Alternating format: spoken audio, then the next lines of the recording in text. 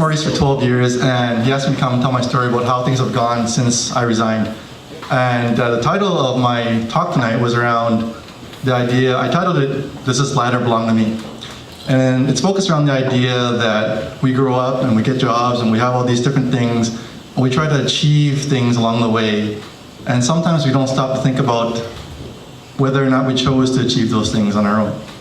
And so I started really questioning this specific question last summer. I'd worked at the company for 12 years. I had a pretty linear growth at the company. It was a good company.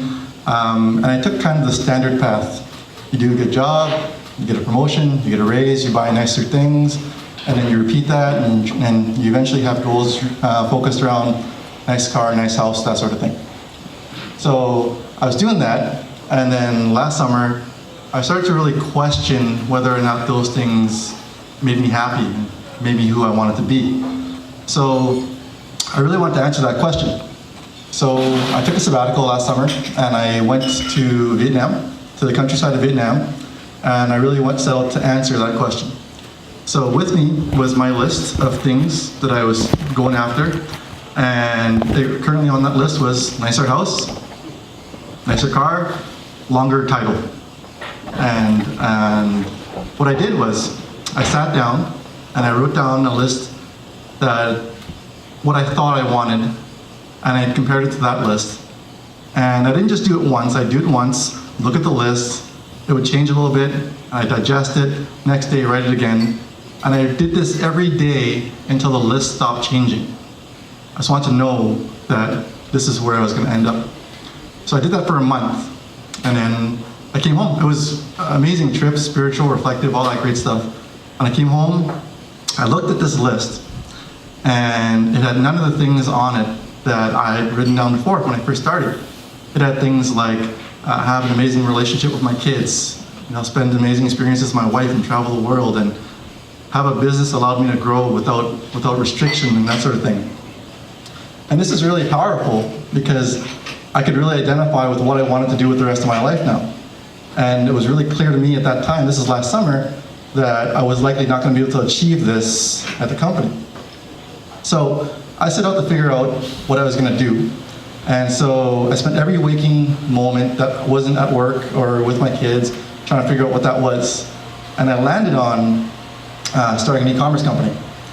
And e-commerce had a lot of things that I really enjoyed. It allowed me to use some of my existing skill sets. It was scalable. I could do it from anywhere in the world. It was awesome. So I was really excited about it.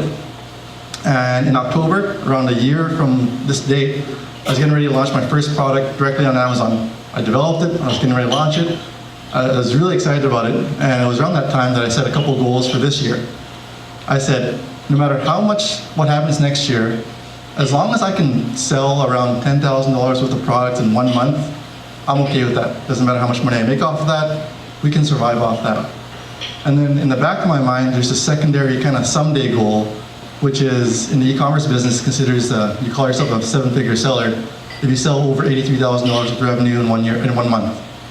So I kind of had my short-term goals and my North Star, something I wanted to do someday. I was really excited to launch my first product. So in October of last year, I launched my first product right on Amazon, and then it completely failed. It was terrible. I know, right? But I almost didn't care because I was so focused on this goal and I was so driven, and it just meant so much to me that it didn't really even faze me. I just wanted to make sure I learned as much as I can from the experience and dust myself off and keep going. And that's kind of how I treated every experience last year. So I did that. I got refocused and I learned as much as I could. I made some really dumb mistakes, but I was ready to go on my second product, and we're ready to go and launch it in December or January last year. Around the same time, there were some changes with the company, and I was suddenly given the opportunity to resign with a severance. And when this happened, I knew that it was kind of an emotional time for us. I've been there for 12 years, and I was really connected with the company, and I needed money to live and stuff. But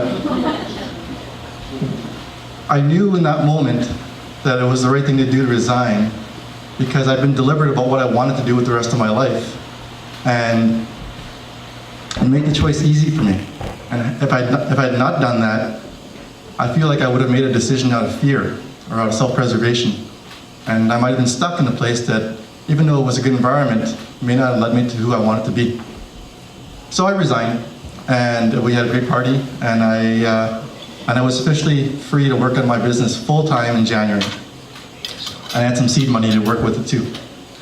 So in January, I launched my second product, and it didn't fail. It didn't make me a ton of money, but it was good, right? We're making progress. But a crazy thing happens when you take risks and get out of your comfort zone and start doing things like this. You get confidence. And after that second product, I was confident. And I launched a third product in March, and that did do well. And when that happened, other opportunities came along because of the skills I was able to acquire stepping out of my comfort zone. Other business opportunities came my way. And then I started working with other people on different verticals in e-commerce. And I acquired new skills there, and that allowed me to launch a fourth product with more confidence and more sophistication. And every day I was having a hard time going to sleep because I was excited about getting up. And it was an amazing feeling. And this is all happening over the course of a spring and a summer, and I was just kept iterating, just learning. And when you're not in a corporate environment, you learn at a rate so much faster because all you're doing is focusing on getting better at the things you need to do, and you're not having, like useless meetings. So all this is happening, and then it's been 1 year since I launched my first product. Last month we generated $57,000 in revenue. It was an amazing month for us. We're climbing. I'm part owner of a couple of e-commerce businesses. I have my own digital marketing agency. All these amazing skills you learn in 1 year when you're doing new stuff just attracts business to you. And in December, we're projected to do over $83,000 a month.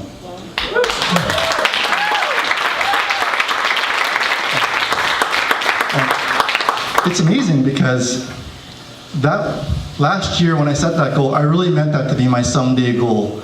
And I just don't think we know what our potential really is until we take some of those risks and do it for ourselves. And I stand here for you guys today just really happy with where things are going. And a lot of it started because I was deliberate about what I wanted and who I wanted to be. I took action on that every single day with all my heart. And then I really believed that I could do it. After I did that, the world kind of got out of the way. Thanks.